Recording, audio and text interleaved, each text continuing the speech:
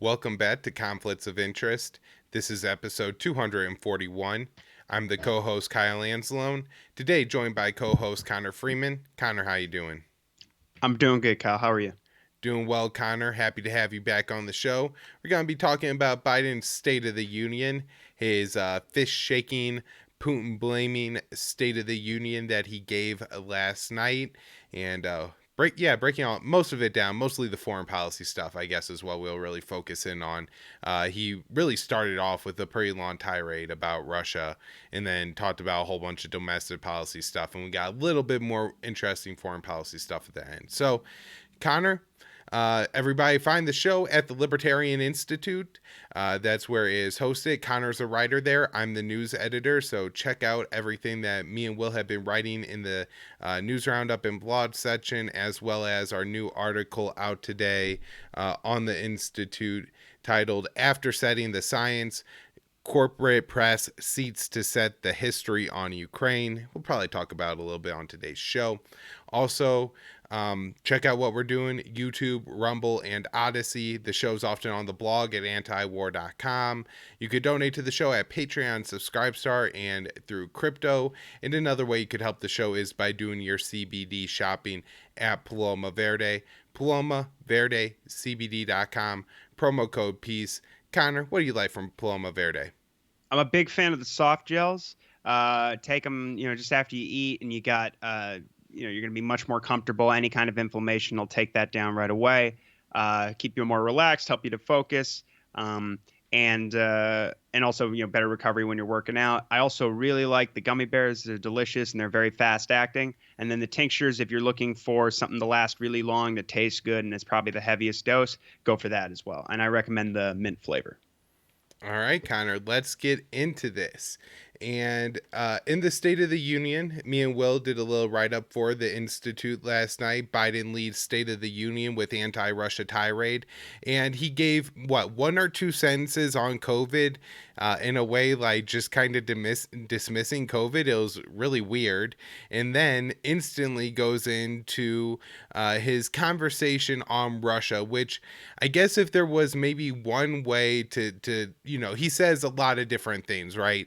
But he's generally describing it as a battle between light and darkness, democracy versus autocracy, dictators versus presidents. You have the evil Russian invaders versus the proud, hard fighting, tenacious Ukrainians, and that's really the way that he frames this thing for the American people. And I don't know, Connor. Just I guess let's start there. And do you see this as a battle of good versus evil? No, not at all, unless Joe Biden is evil. There's really no good side. So, I mean, I still blame this whole crisis for the most, almost entirely on the Americans and their allies. And I think that they blew every chance at diplomacy in the lead up to the actual invasion, even in the days just before. And but I think he actually managed to. I mean, what's interesting to me about this was he seems to be rewriting history, because he blamed all that on Putin and said that they essentially gave diplomacy their best shot, and they were met with, I believe he said, a stone wall. And that Putin is just an evil, like you said, he referred to him as a Russian dictator, and if you don't, what do you say? If you don't impose costs, they keep going, and this kind of thing. And very analogous to the way he brushes aside the COVID regime. And like you said, yeah, he opens it up and he's like very in sort of like a what do you call that? Bait and switch or something. He's kind of going. He opens with like, last year or the year before we were separated because of COVID, and now we've been brought together because of Putin. I'm paraphrasing, but that was the opening. So they kind of put that back in its box, and then now here we have the new crisis and the new 2 minutes hate, which seemed to really rally everybody in the crowd. I mean, it was exhausting to watch the the lawmakers standing up and cheering with their Ukrainian flags and lapels and everything else, with every line about strangling the Russian economy. And Just real quick on that point, Connor, for anybody who, wasn't watching it or, only read the transcript or something like that, because the whole thing is such a circus. But there were definitely more Ukrainian flags in the room than American flags last night. The female, congressmen and stuff were wearing like blue and yellow, jackets and blouses or dresses. I don't know all but it was all blue and yellow. Everybody had on like little Ukrainian flag pins or Ukrainian cross with American flag pins. Literal little blue and yellow flags. They're waving them. The Ukrainian ambassador is seated next to Jill Biden, which, of all the little like traditional things is kind of important apparently. So a lot going on here. yeah, they stood up and they cheered her. And when he was making points about, like I said, strangling the Russian economy and sanctioning them, and cutting their economy off from the world, basically, they would pan over to her and she would like squint angrily at the camera.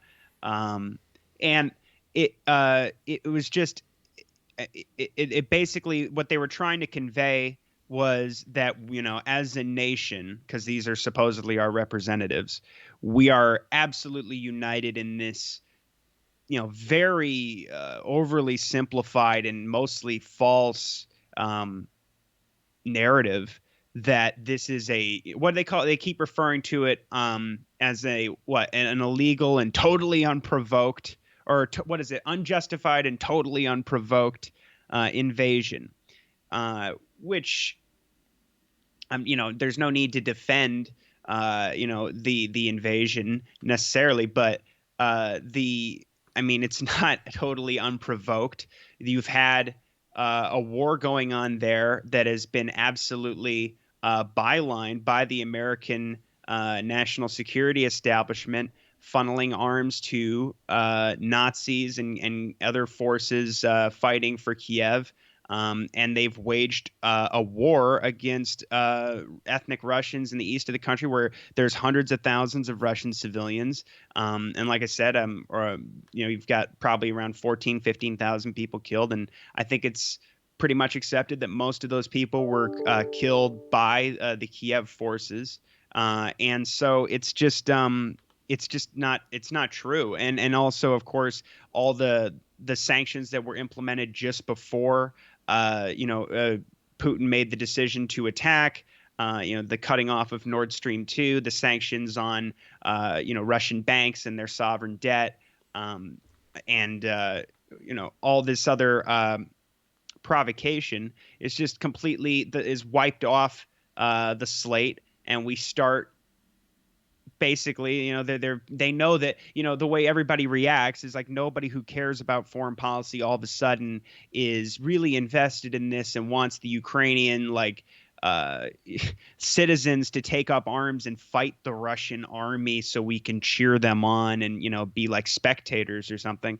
But in the meantime, the real problem here is that the Americans, by refusing to take Ukraine's NATO membership off the table, which was never going to happen in the first place, and also refusing to exert pressure on Zelensky and Kiev to declare neutrality. They have essentially, and now they're cheering. We see people like Hillary Clinton and these unnamed U.S. officials who are speaking to outlets like CBS, talking about how, well, and like you've talked about in your recent article about Jake Sullivan and Zbigniew Brzezinski, this has been planned evidently for years, and they're very eager to see to replicate what the CIA did to the Russians in Afghanistan, in this country on Russia's border with 40 some million people, the size of Texas, and they want to bleed them there. And now they're saying, basically, hopefully, they say the war will go on for 15 to 20 years. That was what the U.S. officials told CBS, and the British said something. Their estimate was more like 10 years. Wait. I did not see this one, so I just want to make sure I'm understanding what you're saying. Yeah, I'll pull up the quote. CBS reported all right, yeah, go ahead and pull up the quote, Sure. and maybe after that we can I'll just say ahead of time, I added the hopefully, but what I'm saying is if you cross that with what, Hillary Clinton has been saying and what Jake Sullivan has been saying and what Zbigniew Brzezinski has been saying, I think it's pretty obvious that there are many elements in the national security state here who wanted this invasion to take place for a mhm. variety of reasons, to get to cut off Nord Stream 2, to get all the alliance to spend more money on defense and sort of reinvigorate NATO, and I think to basically cut Russia off and recast them as the great enemy of humanity, and really thwart the development of a multipolar world and sort of shift us into kind of essentially a new Cold War with, different, opposing blocks, with Russia and China on one side and their allies, and then the Americans and all their allies on the other side. And that's what he was saying in his speech. I mean, he wasn't just singling out Russia. He kept saying this is like he did in the last one. In the last State of the Union, it was we're going to win the 21st century. We're in extreme competition with China, and this arc of this century is the battle between the democracies and the autocracies. And so he's still talking about it's the same policy, really. It's just now Russia is the featured enemy in this one. Yeah. Yeah. So, a lot of what we saw in his speech, I think, is something that me and Will really get into in our article at the Institute today, again, titled After Setting the Science, Corporate Press Seeks to Set the History on Ukraine, where you have this same dynamic, right? Where you have the U.S. state and their officials who filter an official narrative to the media, who then, emotionally charge Americans and get them to switch out for the first time in 2 years from the "I wear my mask" slogan, or the get your vaccine, I got vats, to now having little Ukrainian flags everywhere. I mean, if you're scrolling through the Twitter feed, how many of the blue chats now have a Ukrainian flag after their name? Or on Facebook, all the people that now have little Ukrainian flags in the bottom of their profile picture. It's absolutely absurd. And, none of these people know anything about it, but it just like they trusted the science from Anthony Fauci, they are trusting the history from the corporate press. And the history from the corporate press says that Putin is uniquely evil and the new Hitler. I mean, this is what they're saying. You have Mitt Romney and Hillary Clinton saying that people who are dissenting to the official narrative are almost treasonous. And it's just, this is the book, the history of Russian aggression that they are writing, and the new Cold Warriors are the only ones who are going to benefit from it. We don't really have to go through this part of the article on the show, but me and Will do talk about the different things that they've used over the year to really plant the seeds of hatred for Russia in America, and particularly Vladimir Putin. He invaded Georgia. He invaded Ukraine. He helps dictators in Syria. He rid the 2016 election. All incredibly misleading, if not outright false claims. Yet, Americans heard that. They didn't hear any real counter explanation ever. And so now when people are saying Russia is, going to take Ukraine, and just like Hitler making his invasion plan through Ukraine, we have to worry about him expanding beyond. In fact, in Biden's State of the Union, he specifically said when dictators aren't confronted, they continue to go, right? And so this is very troubling. Let's see, the I guess the last thing I want to, we kind of outline here, saying war weary Americans are now ready to sacrifice to take on the monster in Moscow as its troops march on the Ukrainian capital. However, any armed intervention will not save the people of Ukraine, and is liable to do the opposite, while the rest of the NATO alliance faces no threat from Russian incursion. Like with all wars, military involvement will enrich only the most well-connected, benefiting those who are most responsible for the current crisis. Like with COVID, many people believe they could trust the science relayed to them by respectable media figures.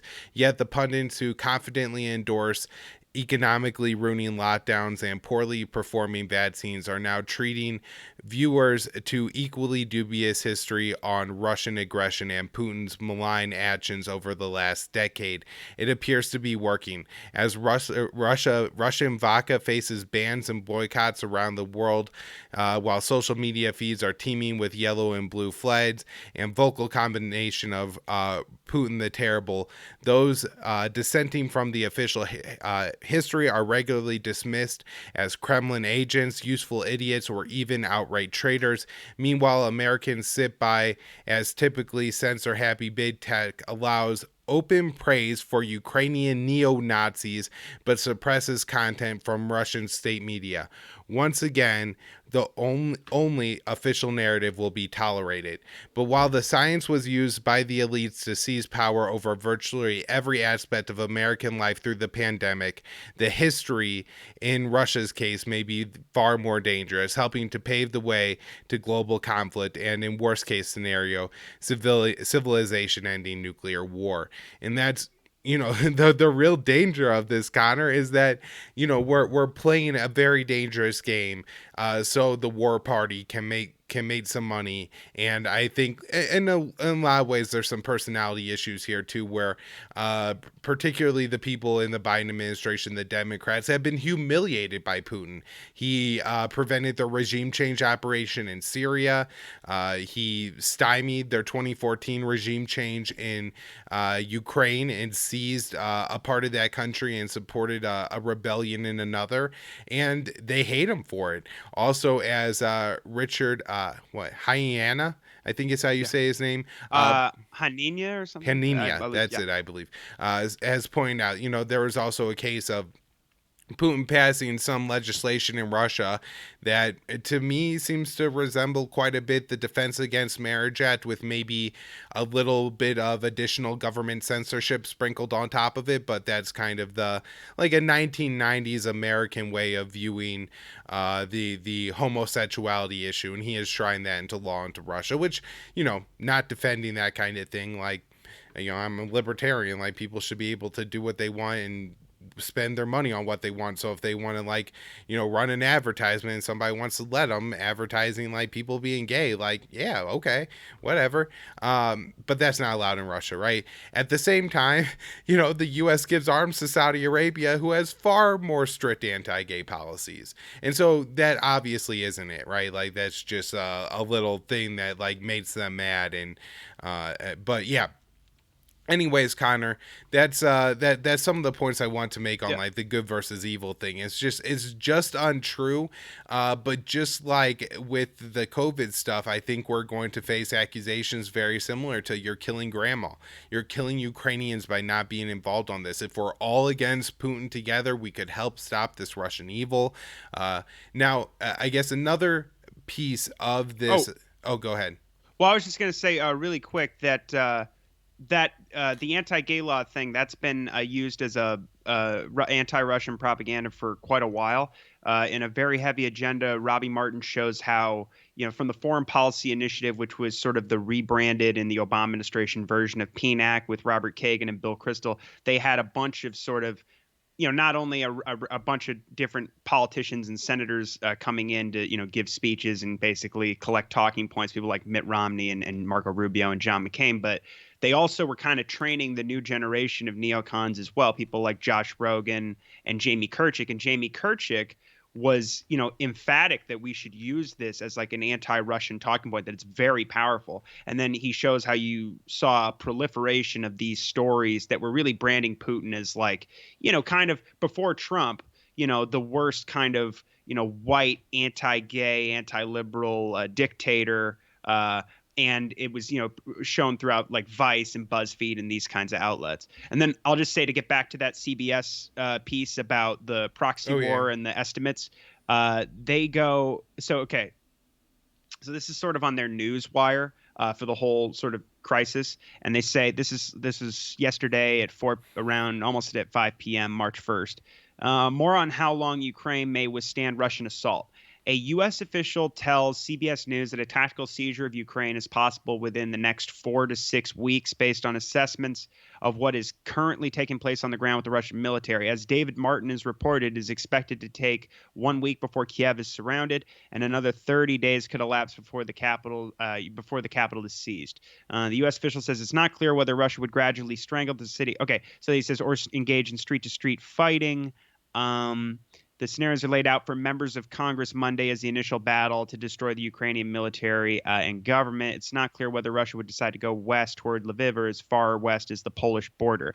And toward the bottom, after they talk about sanctions and how it'll impact the Russian military, they say, given the durability of the Ukrainian resistance and its long history of pushing Russia back, the U.S. and Western powers do not believe that this will be a short war. The U.K. Foreign Secretary estimated it would be a 10-year war. Lawmakers at the Capitol were told Monday it is likely to last 10, 15, or 20 years, and that ultimately Russia will lose. All right. Well, Connor, that actually brings us perfectly into my next point. And I think this is a little bit of an undertone of what Biden is talking about. But I do think this is another part of what's been happening in Ukraine, where there was, not because of Donald Trump, but because of a lack of a common goal, because of the U.S. hostile policy towards China that, that's Obama's pivot to Asia. That's, Trump's trade war that Biden has just accelerated. It has not rolled back at all, right? That we're talking about here. And so, with the lack of common goal for NATO, you had Marcone talking about brain death, and none of the NATO interventions have gone well. Afghanistan, Libya, especially, but even Kosovo isn't that great of a situation, right? And so, without victory, with the constant demand from the U.S. that everybody meets 2% of spending on GDP, the U.S. has for years been, threatening and toying with the idea of sanctioning the Nord Stream 2 pipeline, which Germany still doesn't seem that interested in doing. And so, with all of that, there was some real problems in NATO. And one solution to that is to make people scared, because people will spend a lot of money on defense when they're scared. And so with provoking Russia to invade Ukraine, as Joe Biden laid out, you're seeing a response from NATO like never before. Germany is looking to get up their GDP on defense to 2%. They're allowing weapons to be shipped through their airspace. They're allowing weapons. I think they are now in Estonia, but were originally German, sold to Norway, but anyways, Germany gets veto on that, and they did not veto. They're allowing those weapons to go to Ukraine, and they're going to donate their own weapons to Ukraine. No more helmets, no more field hospitals. They're sending anti-tank missiles and anti-aircraft shoulder fire missiles, very dangerous weapons to be putting into this war zone.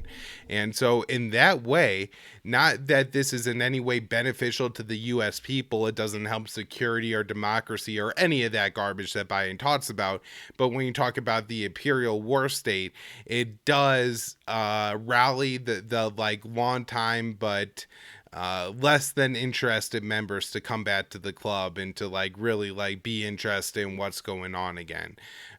Yeah. You have to love how Biden asked Congress for the $6.4 billion package for, the Ukraine crisis. And he's talking about, what was it, 2.9 billion is going to Eastern Europe, probably more and more weapons, maybe some more troop deployments, and then security. What he talked about this in the speech too. He goes, I think he might have been pounding on the podium too, going like security assistance, humanitarian assistance, economic assistance. So that's going to Ukraine as well as part of that portion of it. And then they just say like $3.5 billion to the Pentagon to respond to the crisis.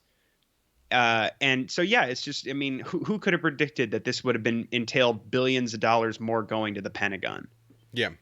Yeah. So, that I think that's a big part of it. And the other thing I want to highlight is just how disgusting it is, right? Because they've now sacrificed Ukraine on the altar of NATO, right? To get everybody else back involved. They're going to let Ukrainians die at the hands of Russians, when what they could have done is just told Russia that Ukraine was never going to join NATO in the first place, which was the policy of several NATO member states. Well, at least maybe not that they were never going to join, but that wasn't happening in the foreseeable future, which means that they have, they're not even like giving their like, maybe one day we're going to do this kind of thing. Yeah, it was Um, Biden's position. And right. even Zelensky was saying things in the lead up where I think it was kind of not given enough. Before this, he was saying in his, I think it was a press conference with Olaf Scholz, where he goes, "Yeah, NATO membership, it's like a dream. I mean, who really would support us? What's the timeline even look like?" And of Yeah, course, but then the somebody in the Ukrainian government like said that was negotiable, and Zelensky yeah, doubled down and said it wasn't. And I think that was right. pretty big. And that was, I think, the week before the invasion actually happened, which is pretty important. Yeah, go ahead, Connor.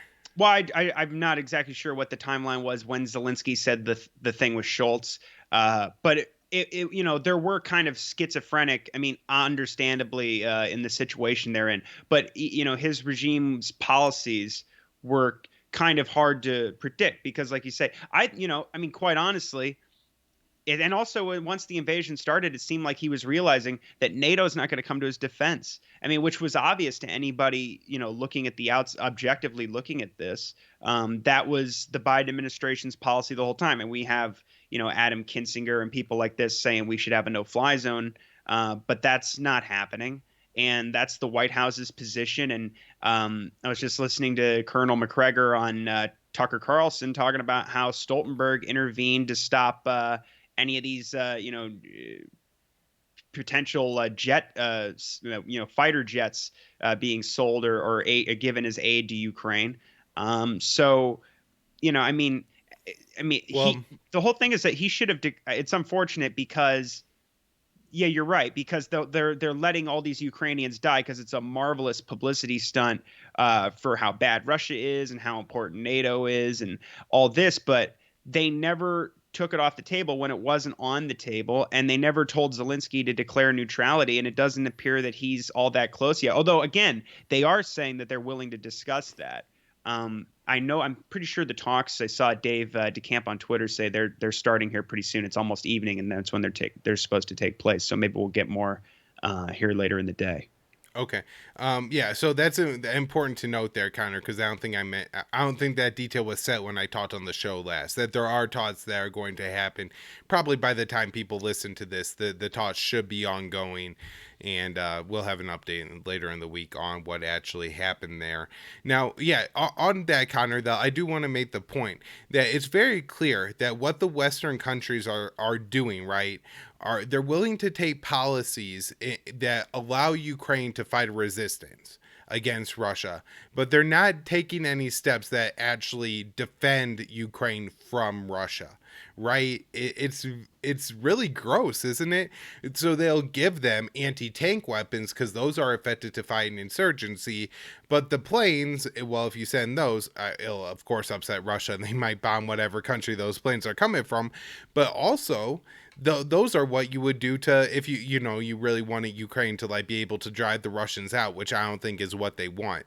I mentioned on the last show that clip of Zbigniew Brzezinski, right, where he's talking about how the best thing could be street to street fighting in Ukraine, that this will bloody Russia, and in there he specifically lays out that you want to give them anti-tank and the shoulder-fired anti-aircraft missiles, because it's not about winning the war; it's about fighting an insurgency, right? Like this isn't about the Ukrainians at all.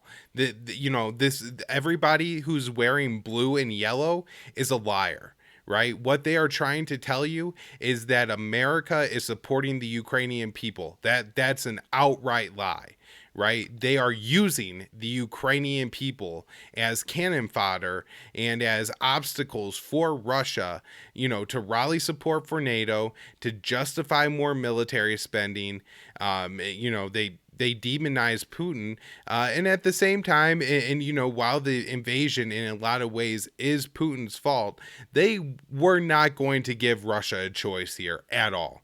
They were never going to step back from this edge. They were going to continue to flirt and throw the idea that Ukraine may join NATO, and that was absolutely 100% going to eventually cause a Russian invasion, and it did. People have been saying this literally. The second to last U.S. ambassador to the USSR has been saying this for what, over 10-20 years now. The author of the containment policy, from the 1940s, the guy who designed the whole Cold War policy, Kennan, 1997, was saying, don't do this. This is a bad idea. It's going to start a war in Ukraine, and then you're going to freak out and pretend that Putin is Hitler and create this brand new Cold War. Like, we absolutely created this thing. And again, there's it's unfortunate that the Ukrainians are suffering here, and it is Putin's fault in part that the Ukrainians are suffering. But look at what the United States is doing for the Ukrainians, and it's not helping them at all. Being very clear from the start with Zelensky would have been the best thing to do, and that would have been like saying, hey, you are not going to join NATO. If George Bush was a lunatic, Dick Cheney was a lunatic, they put America onto this path. But guess what? We're on. They put you guys onto this path, but it can't happen. We actually can't defend Ukraine from an attack, and the American people will not go to nuclear war with Russia for Ukraine. Sorry, it's just not practical, so you had to figure out your own defense. And with that, my guess is Ukraine would have, particularly Zelensky, adopted some pretty reasonable policies, so Russia would have never invaded, the Donbass would have been fairly autonomous, and Ukraine would have never joined NATO and probably maintained its economic ties with Russia. But now look at this mess. Yeah, and again, Biden can't do that because he was one of the most. First of all, I mean, obviously they say he held the Ukraine brief, running the coup from the White House, or anyway, really assisting he and In Sullivan with 2014 Victoria. as vice president. Right. Yeah. Exactly. And but even in 2008, he was one of the most vocal supporters of this idea, and he and Blinken for years of bringing Georgia and Ukraine into NATO. So I think it was obvious that when he came in, that things were going to escalate horribly with Russia. And but yeah, and it wasn't even. I mean, it was never. Let alone the corruption and the opposition from the French and the Germans. Putin has took it off the table himself when he annexed Crimea and had deniable clandestine forces backing the separatists in the Donbass. I mean, you can't bring a country into NATO like that. It's not. It's a violation of the charter. So everybody knew this wasn't going to happen, and yet, like you said, it's just. I mean, Trump didn't stand in the way of this. Obviously, Biden's a big supporter. Blinken's a big supporter. McCain was always a big supporter. Obama, is responsible for the coup there, and Bush overthrew that government in 2004 and made this promise to Ukraine and Georgia with NATO against the wishes of, like the likes of the French and the Germans in 2008. So we haven't even had an option. We make all this talk about democracy, and the Ukrainian people have tasted freedom and they're willing to defend it. And I saw guys standing in front of tanks. I'm pretty sure that's what Biden said about. Did you hear that about guys? People standing in front of tanks? I did want to take a second to talk about this because there's a pretty good article by Marco Marjanovic at Anti-Empire, and Marco was on the old Foreign Policy Focus show probably 500 episodes ago now. I think it was 212, and he does pretty good work, and definitely check out his updates he's putting out every day on Ukraine. But he did detail how there are a lot of Ukrainian people going and standing in front of these Russian convoys, and like actually goes through and details these videos. And one of the I guess very interesting things about it, I think it shows a couple things. One, that you don't need to give everybody an AK-47 to stop this. There's other ways to do it. War and violent confrontation aren't always the answer. But also that the Russians aren't acting as complete savages. And none of these videos, at least I have not seen a video of where, people stood in front of a Russian tank and that tank ran them all over, or they were shot. I've seen, people confronted and moved by Russian soldiers, and Russian soldiers fire warning shots, and, people just let the tank roll forward, and then eventually you get out. You know what I mean? Like, people move rather than being hit, and, things like that going on. But I gotta say, I have seen some videos of, let's say, Syrians confront American like convoys and things like that, and they are far more willing to open fire on people than the Russians are in Ukraine. And so, that's an interesting dynamic of it as well. But overall, what's it show, Connor? We don't need your weapons. We got what we need to stand up to the Russians. And so, I don't want to downplay that completely, because I do think those kind of things are absolutely heroic. Like taking like those kind of real, like, putting your life in the line, non-violent stands to stand up to like an aggressive act is, what ultimately de-escalates situation and saves lives on all sides, right? Like, if that tank rolls by, like maybe, the battle breaks out sooner, and who knows how many people die and stuff like that. So No, absolutely, and I'm glad you pointed that out. I thought that was at first. I just thought that was some sort of rhetorical flourish, and they were trying to evoke, scenes of like Tiananmen Square or something like that. But the point, the larger point I'm making about that, I suppose, is that, and we just haven't had a choice. We haven't had a choice to determine this policy ourselves as the people. All of the all these administrations have had this same policy that led us to where we are today, and then we get on our high horse talking about democracy and freedom as we're basically leading Ukrainians into a slaughter. For the hope that we can really embarrass Russia and bleed their economy. So, and as you said, it's likely not necessary. I don't think, in the same case of like a situation like Taiwan, neither Russia nor China wants to, and I think we're seeing it actually with the Russian tactics. The goal is not to, carpet bomb your way to conquering the whole country. It's not about coloring in the map necessarily, right? Yeah. Like that, I think that's what some people think, is that like Putin just wants to, like, color in the map red in Ukraine. That's as well. Biden said that in his. Did he? I mean, it was He a didn't say complete color in, right? No, he didn't say that, but he said Joe Loria had that write up of his that we talked about last week about his Putin's speech, and there's a lot in there that talks about the same kind of history you would hear from, any anti-war activist talking about the illegal wars in Syria and Libya and Iraq and NATO expansion and what happened in Ukraine in 2014 and the war on Kosovo and all these different things. And Biden says to a reporter, he goes, "Did you read his speech? He wants to recreate the Soviet Union." Basically, that's literally what he said. So yeah, the narrative is just completely that, we tried our best, we did everything right, but he's just evil and he's basically Stalin. Yeah, well, or Hitler usually. Yeah, it's usually Hitler. And on a good day, they say Stalin. All right, Connor, let's wrap up the conversation on the Russia part, because I do want to mention burn pits before we wrap up the show. But we have to say something about the fist shaking "go get him" at the end, or "go get him," depending on whose interpretation of this you're taking. What did you make of this? Because I guess here's two things, right?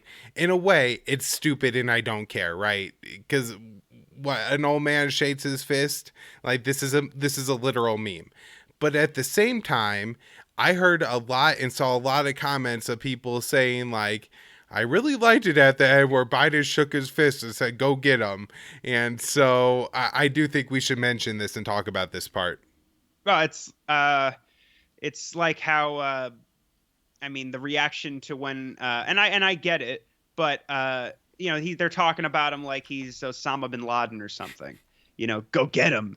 Can you imagine the elation we would have if he gets killed, or if someone in his, and again, the way that they're pushing this guy, it shouldn't be forgotten that this comes in the aftermath of Putin putting his nuclear forces on his deterrent forces on special alert.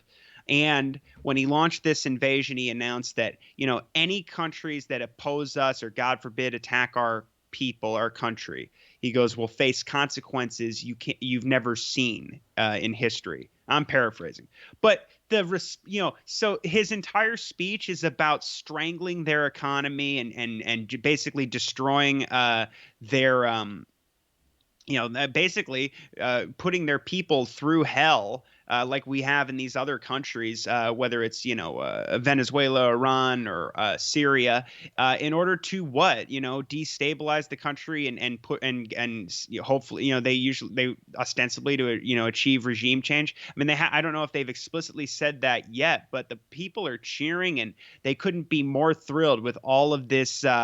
This venom that was directed at the Russians and at Putin, who is evil personified. So, and I think that was really the main rallying cry. If the only thing that he was able to really unify people on, if you watched the speech, you notice that as soon as he switches off from the Russia section, he starts to get some boos and hisses and some opposition from the Republicans, and but before then, everybody is jumping out of their seats like it's I don't know, a rock concert or something, and they can't clap hard enough or long enough.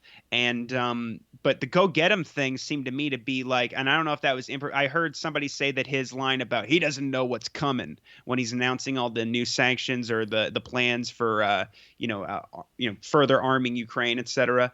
I think "Go Get 'Em" was just him basically saying like, "This is the new thing we're gonna try and rally everybody over on." And so, I don't know. I mean, that they're using Putin as kind of like you said, he's kind of replacing COVID. He's kind of replacing Trump.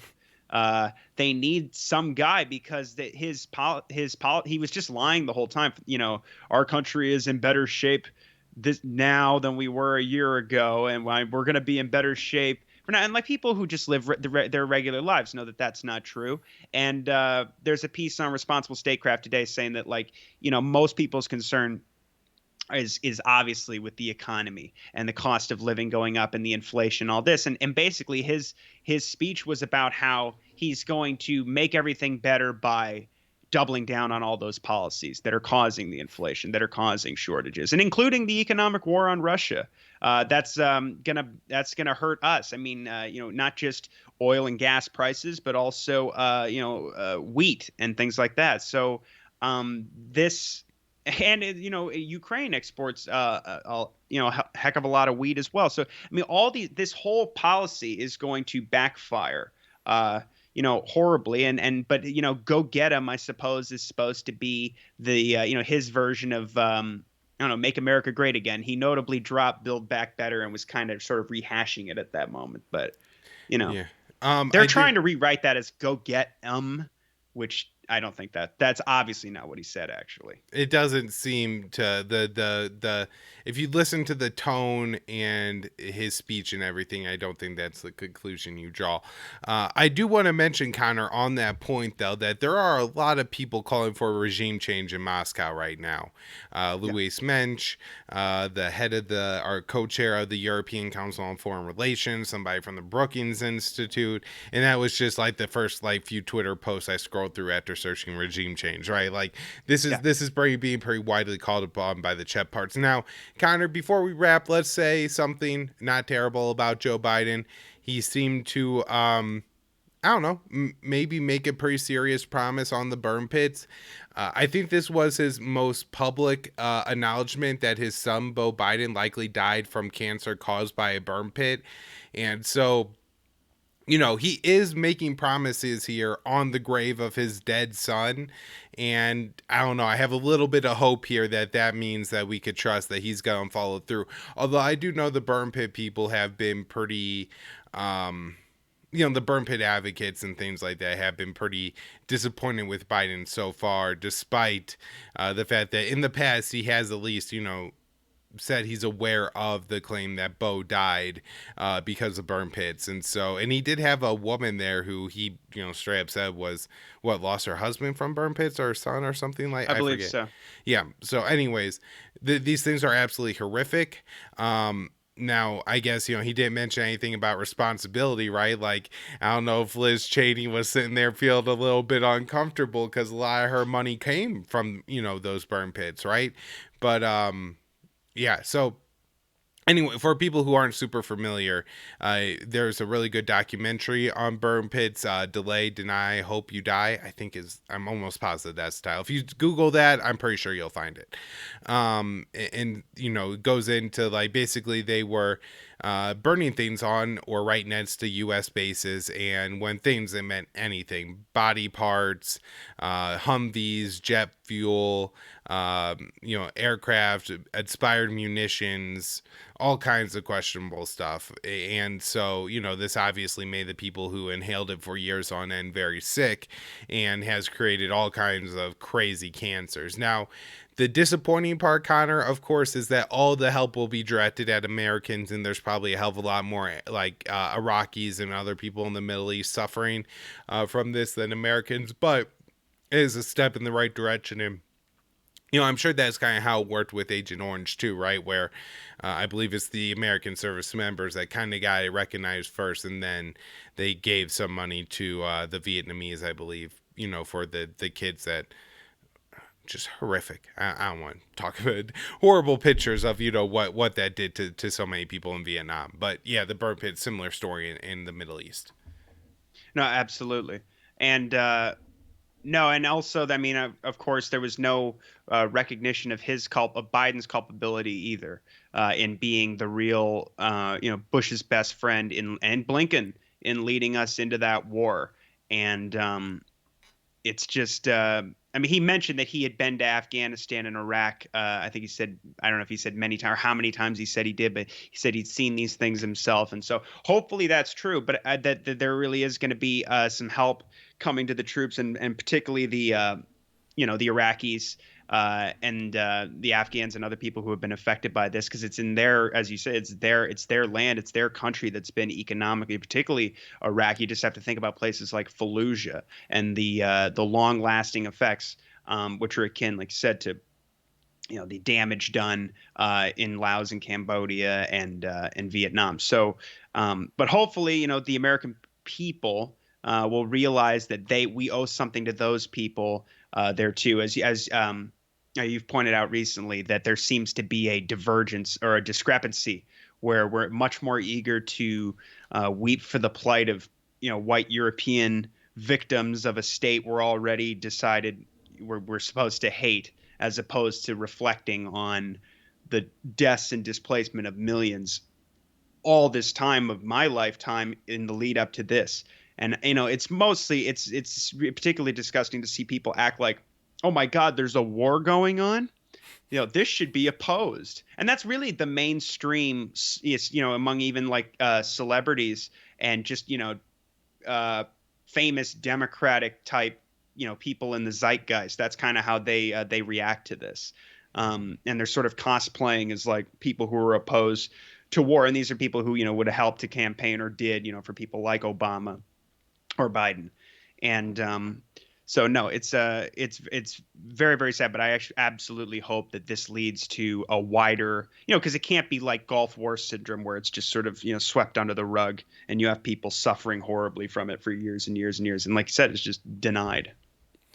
All right, Connor, I think that's a great place to wrap it up. Thanks so much for doing this State of the Union recap with me, and suffering through that hour-long speech of Joe Biden's with all the constant cheering for his absurd policies that will never happen.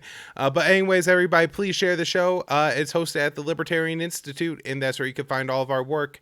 Tons of articles there by me and Connor. So thanks, Connor. Thank you, Kyle. Thank you, everybody.